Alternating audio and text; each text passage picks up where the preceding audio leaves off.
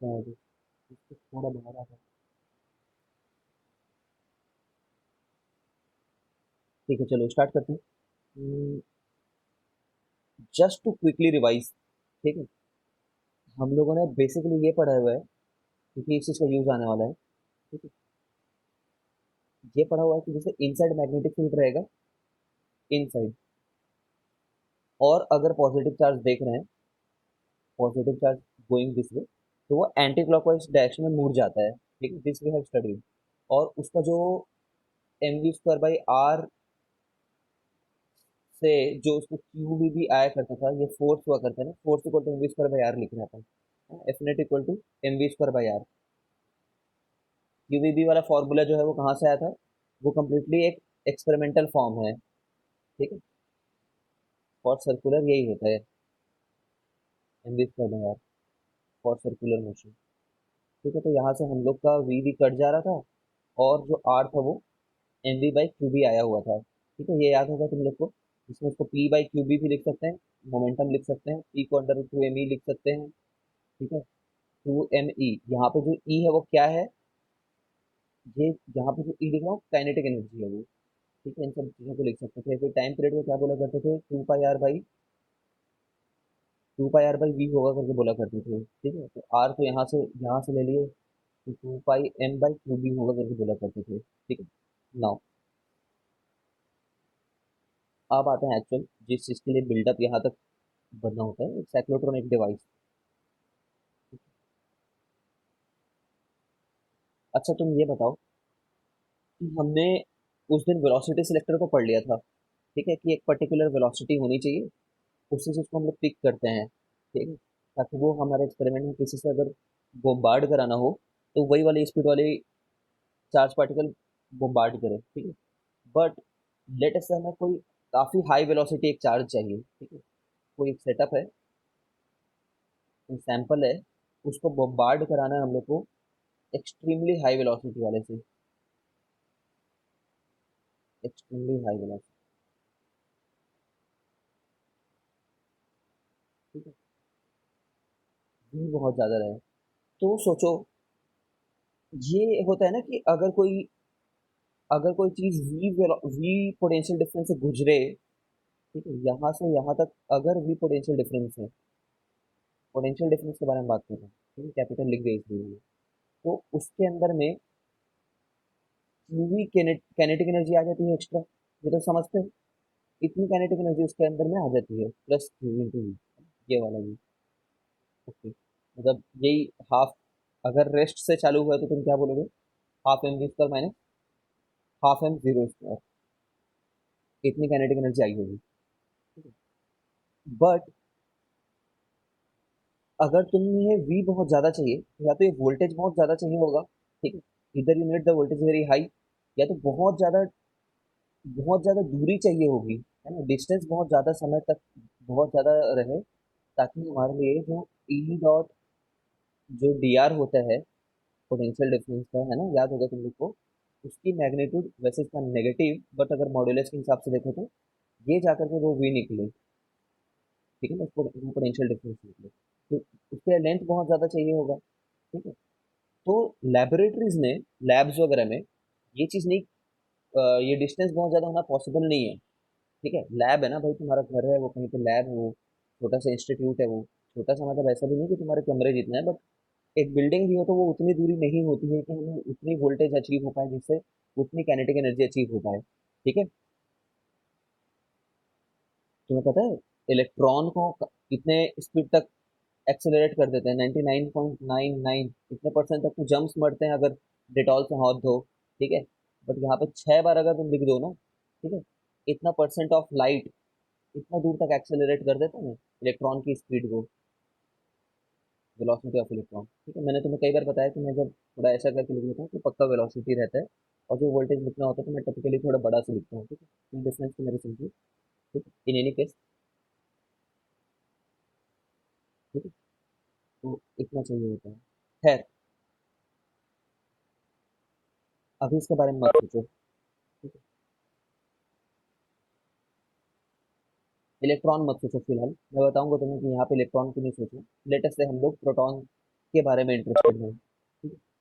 I tell you why I am saying this, why not electron, but proton को भी कभी कभी इतना एक्सीलरेट करने की कोशिश करता है। नाउ साइक्लोट्रॉन के बारे में पढ़ते हैं। साइक्लोट्रॉन में सेटअप ऐसा रहता है, it is a device use to, it is a device, DPI lobby में, लॉबी में a device used to accelerate charges।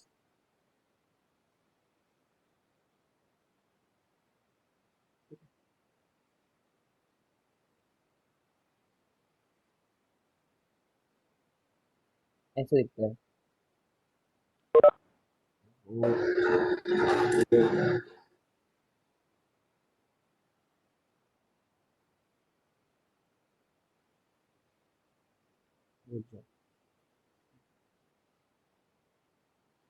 ये तुम्हें कौन से लेटर, एक अगर इंग्लिश अल्फाबेट बोले तो कौन से लेटर जैसे दिख रहा है, एक साइड डी जैसे दिख रहे हैं, तो इनको हम लोग डी बोलते हैं।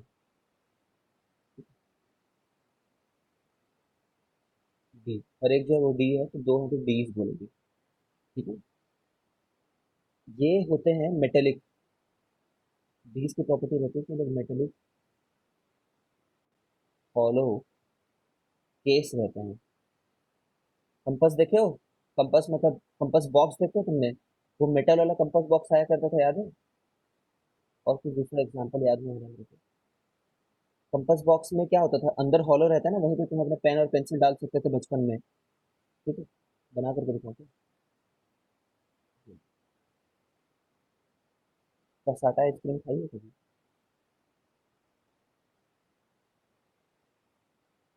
कितने लोग विजुलाइज कर पा रहे हैं, बता रहे हैं। ये एक डी है, जिसको मैं साइड से देख रहा हूँ, यहाँ से देख रहा हूँ समझो, ठीक है। तो इस तरीके से दिखेगा वो, ठीक है। अंदर हॉलो है, और ऊपर वाला पार्ट जो है वो मेटल है।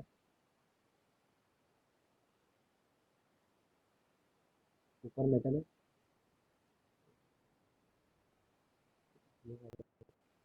इसके बीचों बीच में वो इलेक्ट्रॉन, जो चार्ज पार्टिकल है, इलेक्ट्रॉन है, तो एक चार्ज पार्टिकल है वो घूमेगा, ठीक है।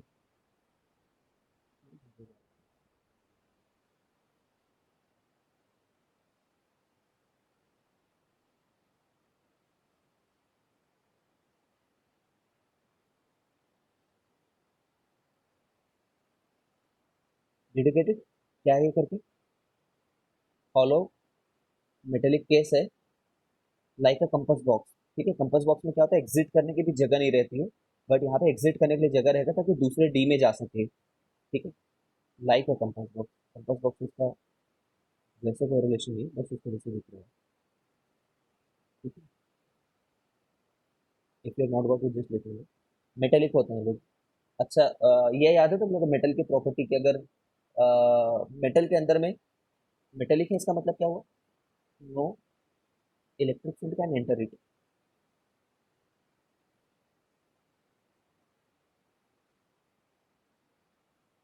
फॉलो मेटल, है ना। किस, क्या इफेक्ट बोलते हैं इसको, कोई बताओ मेरे को।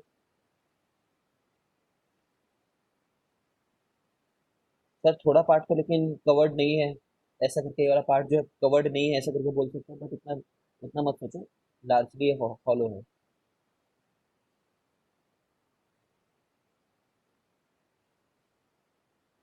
क्या बोलते हैं इस इफेक्ट को, जिस इफेक्ट के चलते कोई इलेक्ट्रिक फील्ड अंदर नहीं घुस सकती किसी हॉलो मेटल के?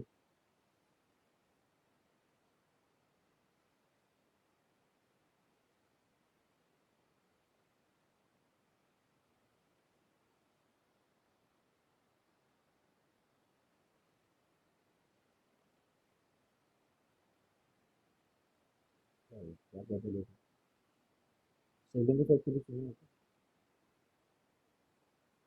जो अंदर नहीं घुस पा रही है, वो एक शिल्डिंग इफेक्ट कहलाएगी, ठीक है। अब ऐसा मान लो कि मैंने यहाँ पे पूरे सारे रीजन में मैग्नेटिक फील्ड लगा रखा है,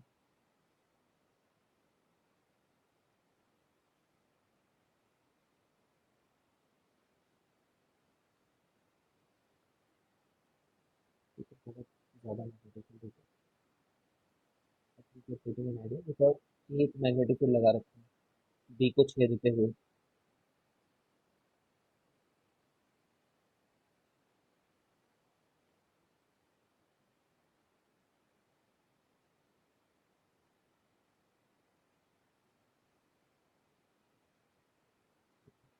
अब क्या करते हैं, जिस चार्ज को एक्सीलरेट, अच्छा इसमें ना एक हाई फ्रिक्वेंसी बैटरी भी लगाई होती है यहाँ पे, देखो।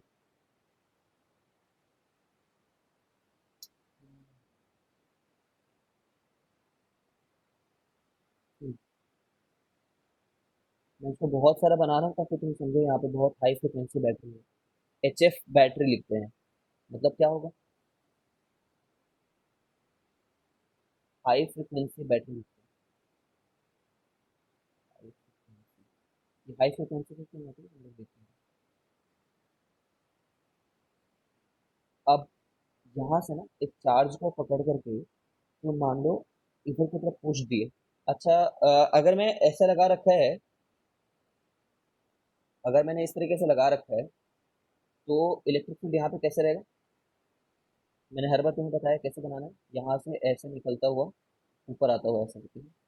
इस तरीके से कुछ बनाने की जरूरत है तुमको। ये बेसिकली इसको पॉजिटिव प्लेट बना देगा, ये पॉजिटिव प्लेट है राइट नाउ के लिए, ठीक है। और एक नेगेटिव प्लेट है, ठीक है? तो फिलहाल ऐसे करके इलेक्ट्रिक फील्ड है इसमें। तो अगर तुम एक पॉजिटिव चार्ज को यहाँ पे रेस्ट से छोड़ते हो, ठीक है, तो पॉजिटिव चार्ज क्या करेगा, डेफिनेटली इधर जाएगा और यहाँ पे पहुंचेगा फिर। Are you getting the point, ठीक है। अब जब ये इधर जाएगा ना, तो उसकी कुछ वेलोसिटी आ गई होगी, आ गई होगी कि नहीं आई होगी।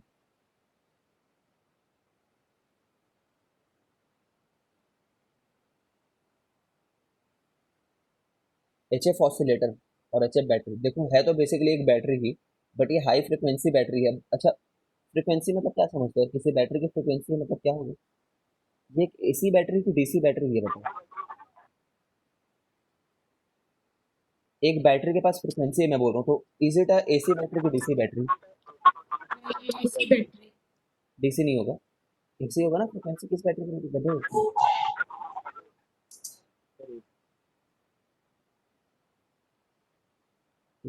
ये AC बैटरी रहेगी कि AC बैटरी की ही फ्रिक्वेंसी रहती है।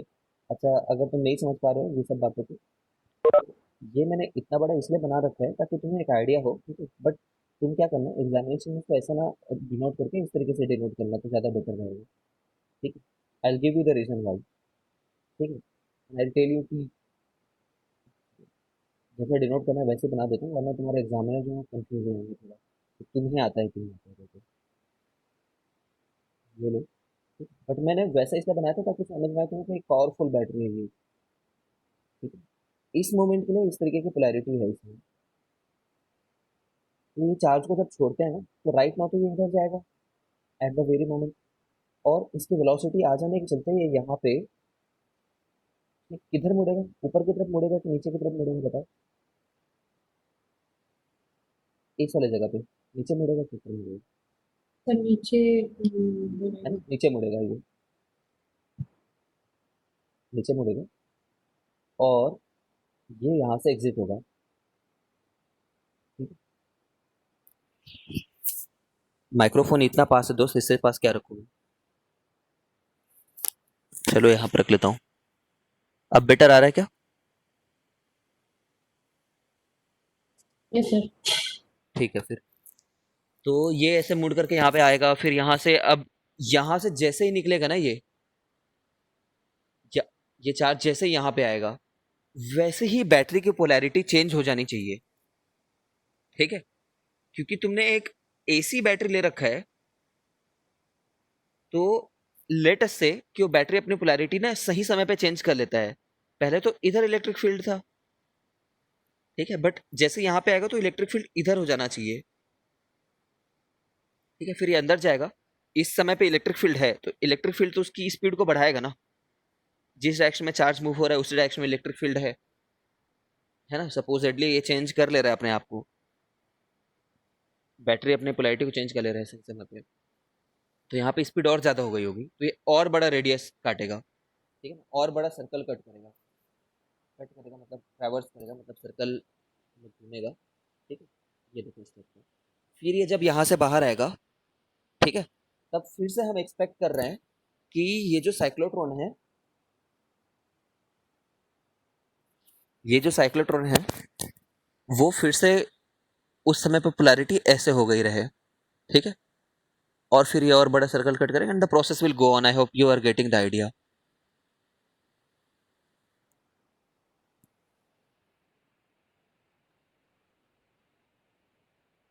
और जब हमें जो रिक्वायर्ड स्पीड है वो अचीव हो जाती है ना, तो एक डिफ्लेक्टर से,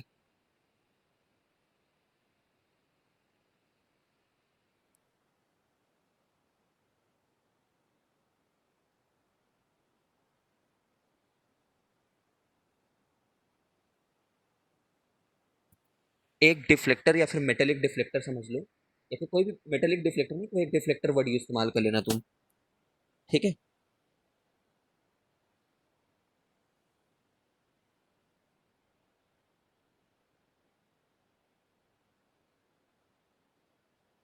एक डिफ्लेक्टर प्लेट से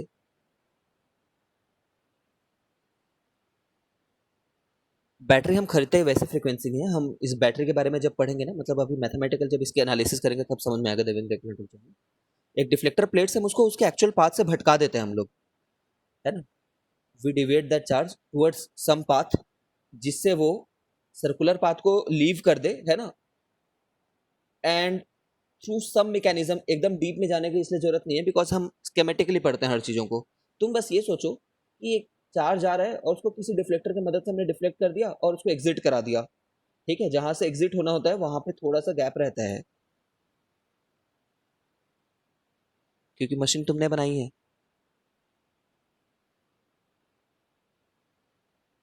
ठीक है, फिर वहां से एग्जिट करा देते हैं। और जब एग्जिट करा दोगे, ठीक है, फिर किसी टारगेट पे अगर तुम्हें रीच कराना है मान लो, कुछ उसके बाद कुछ भी करो तुम उससे।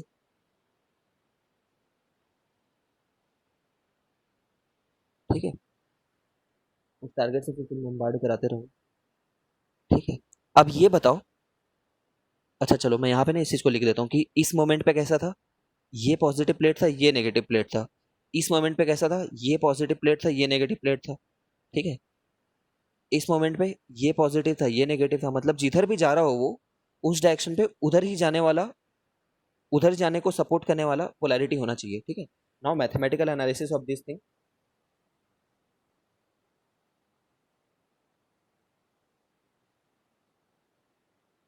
देखो, देखते रहो। हम्म, ये जो रेडियस कट कर रहा है ना, मतलब रेडियस बना रहा है, कट नहीं कर रहा है, मतलब रेडियस जो बना रहा है वो M V by Q B रहेगा उस मोमेंट का, दैट मोमेंट है ना, दैट मोमेंट वाला वी।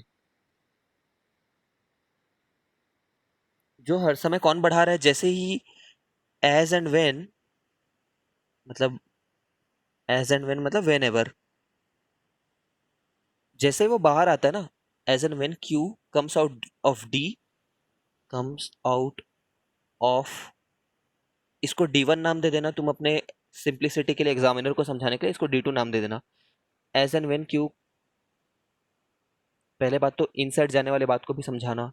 ठीक है, मैं पूरा लिख करके दिखाऊं क्या यहाँ पे, लिख करके मुझे इतना बताने की जरूरत नहीं है, बट ये नोट इतना इंपॉर्टेंट है समझो। Definitely there is a 50-50 chance ये क्वेश्चन कम आ ही जाएगा। ठीक है ना, ऑल्टरनेट ईयर में आएगा ही आएगा, कोई दो कंसेक्यूटिव ईयर्स में नहीं आया ऐसा तो हो ही नहीं सकता। ठीक है, इनफैक्ट अलग अलग सेट में हर साल कुछ ना कुछ इससे पूछ ही देंगे तुमसे। दिस इज सो इम्पॉर्टेंट, मतलब ये एक ऐसा टॉपिक है जिसमें मैं शर्त लगा सकता हूँ कि आएगा। ठीक है, and still you can win that.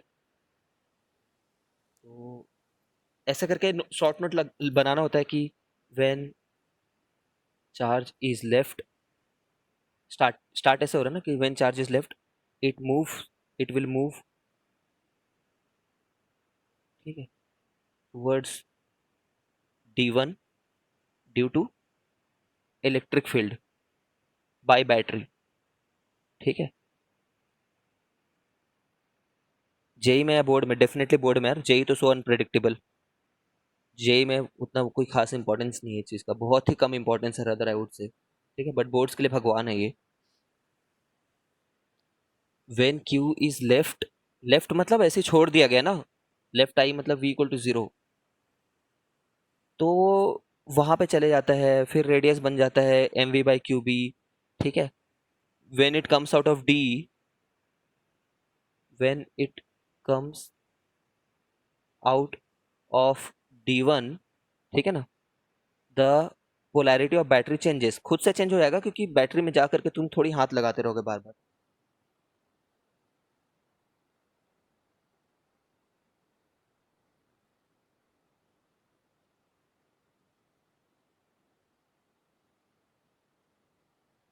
When it comes out, the polarity of battery changes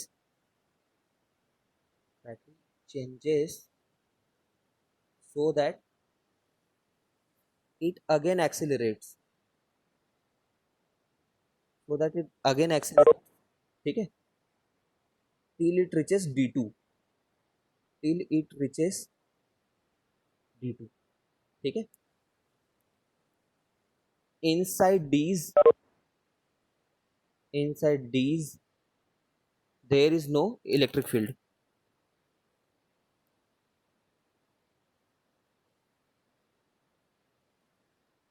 समझ रहे हो?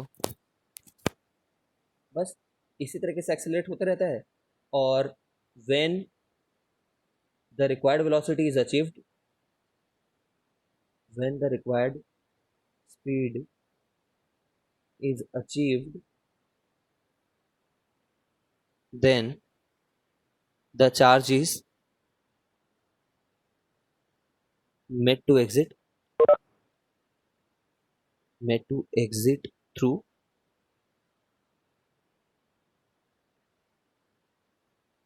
मतलब made to exit with the help of a deflector।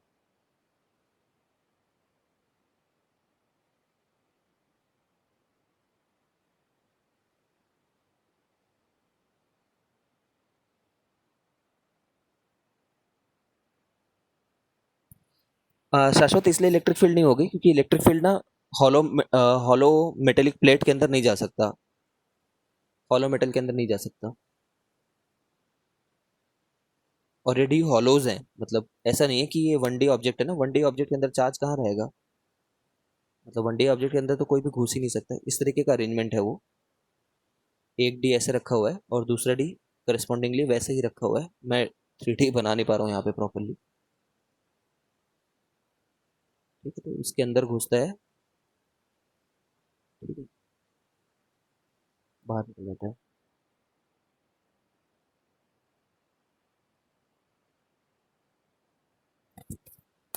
ठीक है, इतना बस बात लिखना है हम लोग को। नाउ मैथमेटिकल एनालिसिस ऐसे होगी इसकी।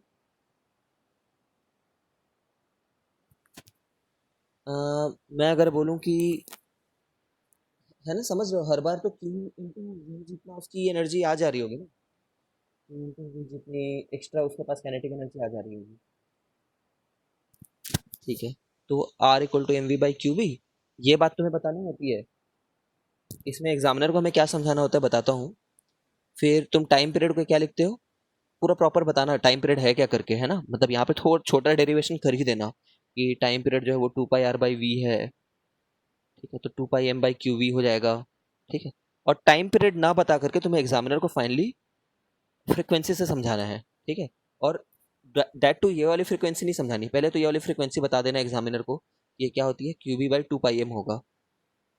ठीक है, बट एंगुलर फ्रिक्वेंसी से समझाना, एंगुलर फ्रिक्वेंसी क्या होता है, 2πf, मतलब इसमें भी 2π मल्टीप्लाई कर दे, मतलब qv/m। ठीक है, और बोलो कि सिंस, मतलब ऐसा करके, सिंस दिस फॉर्मूला, सिंस लिखने की जरूरत नहीं थी, since this formula is independent of v, velocity से तो इंडिपेंडेंट है ना, this formula is independent of v।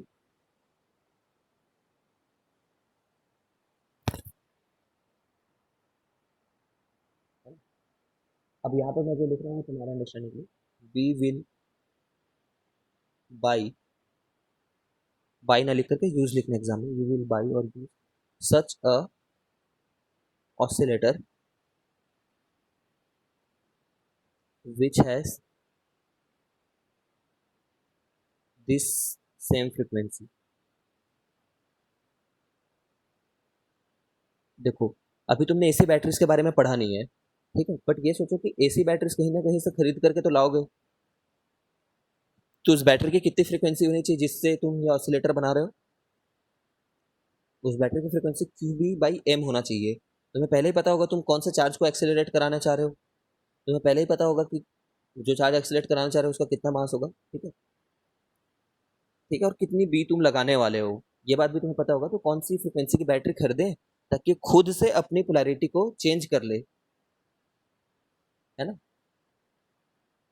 तुम क्या चाह रहे हो?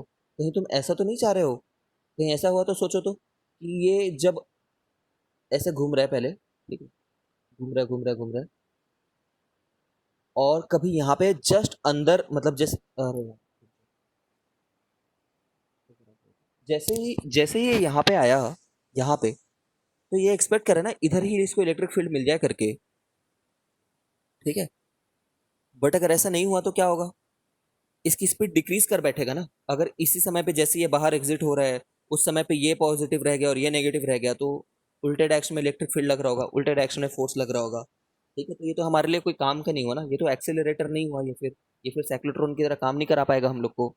साइक्लोट्रॉन का काम है स्पीड बढ़ाना, ठीक है, तो एक सिंक्रोनाइजेशन होना चाहिए, ठीक है, I am using the word resonance, ठीक है ना?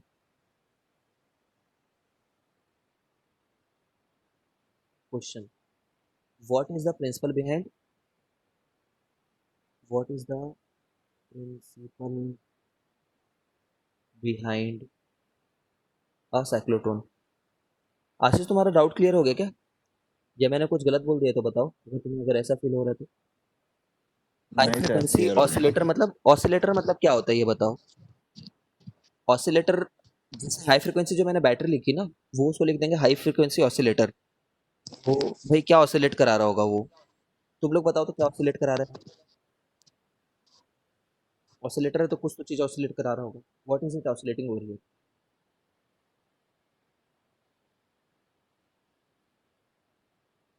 ठीक है, इलेक्ट्रिक फील्ड, एग्जैक्टली, ठीक है, इलेक्ट्रिक फील्ड को ऑसिलेट करा रहा है वो, तो एक डेफिनेटली और बैटरी ही हुआ, ठीक है, you can use the word high frequency oscillator, that will be a better technical term, ठीक है, but what does it mean, I told you. What is the principle behind the cyclotron, तो हम लोग क्या लिखेंगे? बहुत अच्छे से देखो इस क्वेश्चन को, ये टेक्निकल क्वेश्चन है, तो ऐसे लिखेंगे, देखो answer, it is based on the principal that, on the, it is based on the principle that frequency of a circularly moving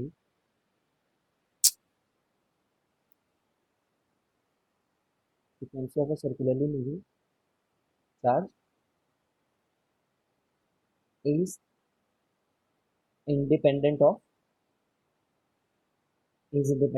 its speed।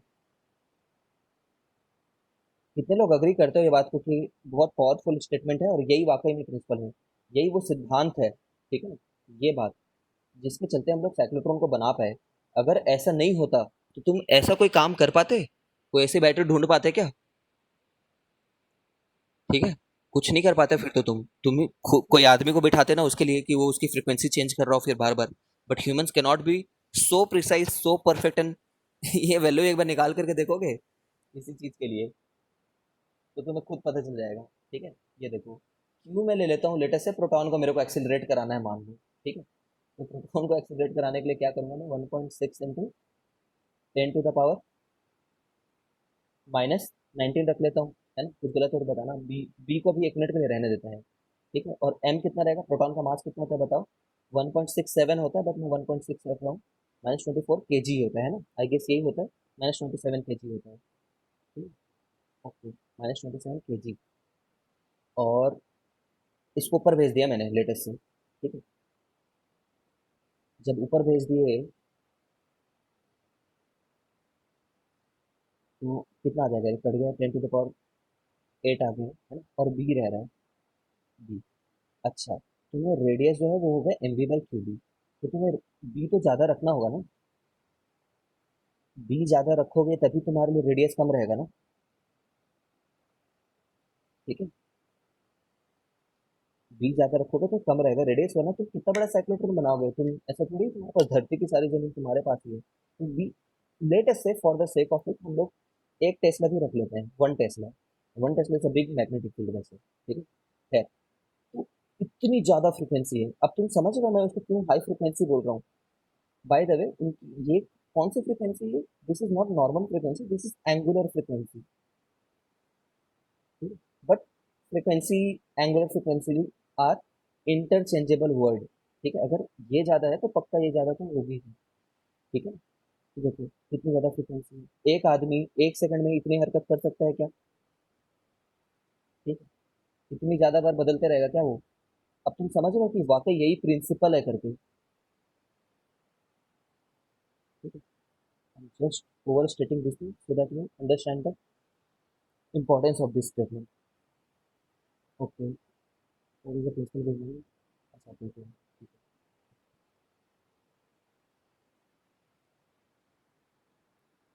तो तुम्हें मार्केट से वही फ्रिक्वेंसी वाला खरीद करके लाना है। फिर कुछ स्टैंडर्ड क्वेश्चंस है, ये क्वेश्चंस मैं तुम्हें लिख रहा हूँ और ओरल एक्सप्लेनेशन दे रहा हूँ, ठीक है। बट एक्सट्रीमली इंपॉर्टेंट है यार ये, जो मैं अभी क्वेश्चन बोलने वाला हूँ। ठीक है, और उनके आंसर्स तुम्हें खुद लिखने हैं अपने नोट्स में, एस एल अरोरा की बुक से या फिर किसी भी बुक से, मैं सजेस्ट करूँगा एस एल अरोरा से लिख लो। ठीक है, and do write them down on your. Limitation, limitation of circuitry क्या है। ठीक है? तो पहला लिमिटेशन ये है, अच्छे इलाबरेट करके लिखना।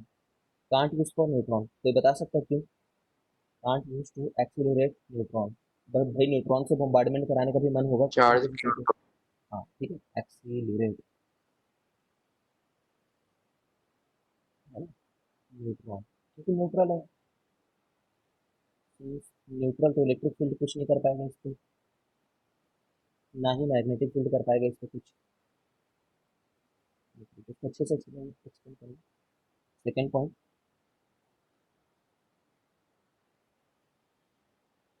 Can't be use for electron, can't use to accelerate electron, ना न्यूट्रॉन के लिए यूजफुल होता है ना इलेक्ट्रॉन के लिए यूजफुल होता है। इसका क्या रीजन होगा, इसका ये रीजन होगा, ठीक है, मैं सिर्फ शॉर्टकट में लिख रहा हूँ ना, कम सिंस मास है। Electron goes out of resonance, out of resonance, ये क्या लिख दिया मैं बता रहा हूँ देखना। इसको तुम्हें बहुत अच्छे से एक्सप्लेन करना है, this is a very important question. ठीक है, वाई कैन नॉट बी, सब सीबीएसई के क्वेश्चन है। ठीक है, देखो तुम ऐसे सोचो, कई बार मैंने इस एग्जाम्पल को तुम्हें दिया होगा, ये चीज सॉलिड, उसमें फिर से आगे क्या बोलना चाहिए, मॉडर्न फिजिक्स में सेम लॉजिक, लॉजिक जो है, तुम सेम अमाउंट ऑफ एनर्जी दे रहे हो एक छोटे पत्थर को, और मतलब ये पैर उठाए थे फिर स्विंग किए हो उस पे, ठीक है, और सेम अमाउंट ऑफ एनर्जी दे रहे हो तुम एक बहुत बड़े पत्थर को। ठीक है, दोनों ही केस में तुमने पैर उठाया था कुछ हाइट तक और उसको एक लात मारी है। ठीक है, तो दोनों में तुमने एनर्जी सेम प्रोवाइड करी है, same energy given, same given energy. ठीक है, तो किसकी वेलोसिटी ज़्यादा रहेगी। सर छोटे वाले पत्थर की। डेफिनेटली छोटे वाले की वेलोसिटी बहुत ज़्यादा रहेगी, वेलोसिटी ऑफ फ्लो से। किसकी काइनेटिक एनर्जी ज़्यादा रहेगी।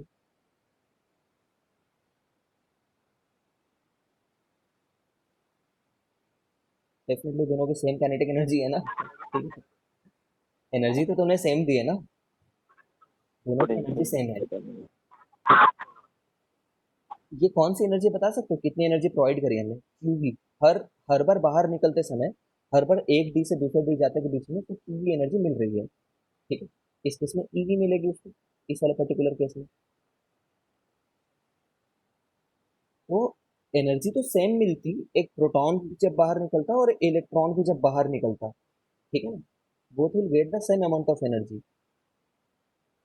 ठीक है, तो सोचो दोनों को हाफ एम बी स्क्वायर सेम मिला, तो एम तो बहुत छोटा हुआ ना इलेक्ट्रॉन का, तो उसके लिए उसका वी बहुत ज़्यादा हो जाता है। ठीक, ये चीज़ काफ़ी अच्छे से फील कर सकते हो। तो उसकी वी बहुत ज़्यादा बढ़ जाती है। ठीक है, अगर वी ज़्यादा बढ़ गई तो क्या प्रॉब्लम हो गई, कैसे रेजोनेंस से बाहर चले गया।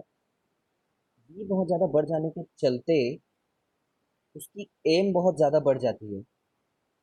एम और वी में कोई रिलेशन होता है क्या?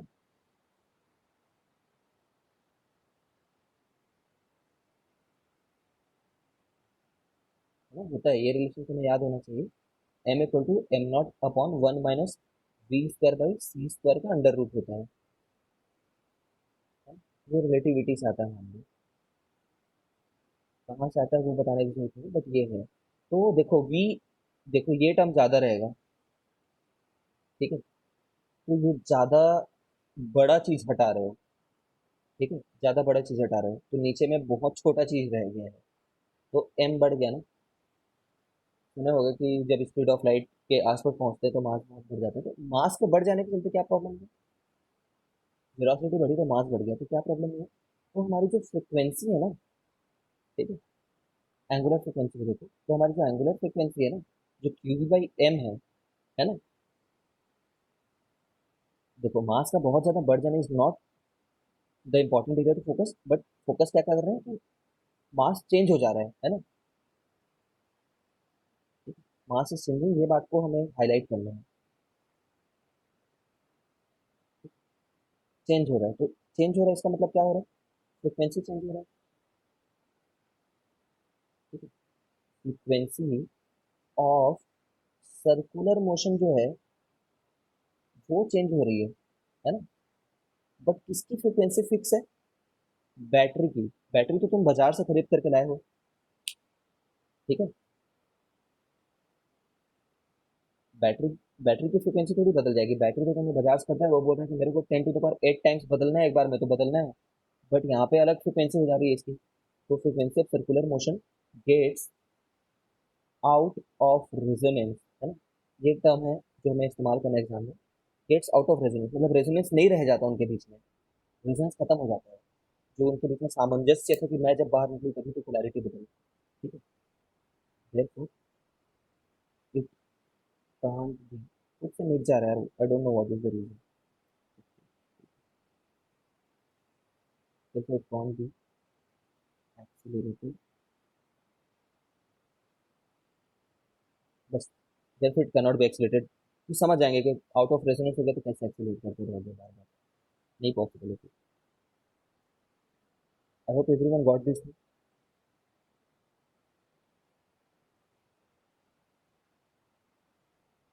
हाँ, प्रोटॉन के केस में ऐसा होगा देवेंद्र, अगर प्रोटॉन का भी मास बढ़ेगा तो वो आउट ऑफ फ्रिक्वेंसी वो चले जाएगा। ठीक है, बट ये जो है ना, ये चीज़ ये बहुत ज़्यादा बढ़ जाती है इलेक्ट्रॉन के केस में। ठीक है,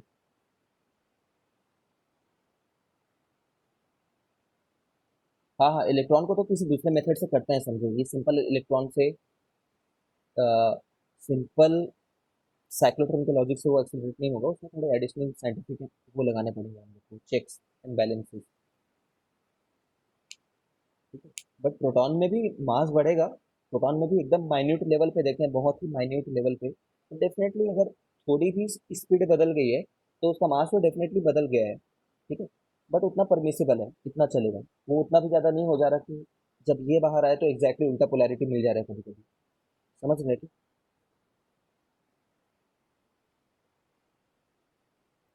हाँ हाँ, उसको नहीं, मतलब उसमें क्या है ना, उसमें बहुत टाइम तक भी स्पीड बढ़ाएगा तू। ठीक है, तब भी मास उतनी, उसकी स्पीड बहुत जल्दी जल्दी नहीं बढ़ेगी ना।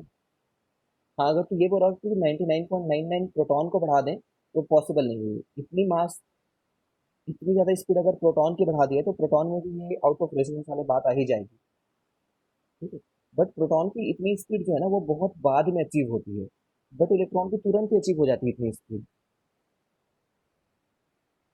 ठीक है, तो बहुत जल्दी इस स्पीड तक उसके पहुंचने की टेंडेंसी होती है, तो बहुत जल्दी आउट ऑफ रेजोनेंस हो जाता है।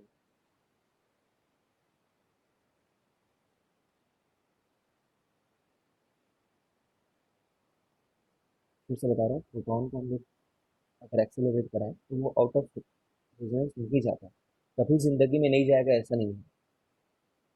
बहुत स्पीड हो जाए तो वो भी चले जाएगा, बट उससे पहले उसको एग्जिट करा देते हैं। सर फिर भी प्रोटॉन को कितना एक्सेलरेट कर पाते होंगे साइक्लोट्रॉन से? प्लीज़ एक बार ऑनलाइन वीडियोस वगैरह देखो, ठीक है, किस वैल्यू तक जाता होगा आई डोंट नो, कि प्रोटॉन के कितनी वैल्यू पे बोम्बार्डमेंट कराने का ज़्यादा चलन है, ठीक है, दिस आई डोंट नो। हाँ बट डेफिनेटली प्रोटॉन को 99.99 इसमें कराओगे तो खुद ही प्रोटॉन आउट ऑफ रेजोनेंस चले गया होगा, मतलब नहीं करा पा रहे होंगे ढंग से। I this thing I don't know कि उसकी कितनी वैल्यू अपन को जनरली चाहिए होती है प्रोटॉन की, बट इलेक्ट्रॉन का पता है, इलेक्ट्रॉन को चाहे कहीं से भी एक्सेलरेट कराएं, we have to reach up to the speed of 99.9999 छह बार, ठीक है, after the decimal. What we have to write it in examination, electron को नहीं कर सकते क्योंकि इलेक्ट्रॉन की स्पीड बहुत जल्दी बढ़ जाती है, स्पीड बढ़ जाती है तो मास बढ़ जाता है, मास बढ़ जाता है तो फिर मास बदल जाता है, ठीक है, तो ओमेगा बदल जाती है, और जब ओमेगा बदल जाती है तो आउट ऑफ रेजोनेंस हो जाता है, ठीक है। One step, two step, three step and four step, यहाँ तक तुम्हारा लॉजिक होना चाहिए। स्पीड बढ़ाने से मास कम हो जाएगा, नहीं नहीं, स्पीड बढ़ाने से 100% मास बढ़ता है, this I am 100% sure about. ये देख ले, जब वेलोसिटी जीरो रहेगा तब तो मास मास नॉट के बराबर आएगा, जब लेकिन वेलोसिटी बढ़ेगा, है ना, अगर वेलोसिटी को सी कर दे तो लेटर से सी ही बना दे, सी सी कट जाएगा, वन माइनस वन रह जाएगा तो नीचे में जीरो हो जाएगा तो मास इन्फिनिटी हो जाएगा, ठीक है।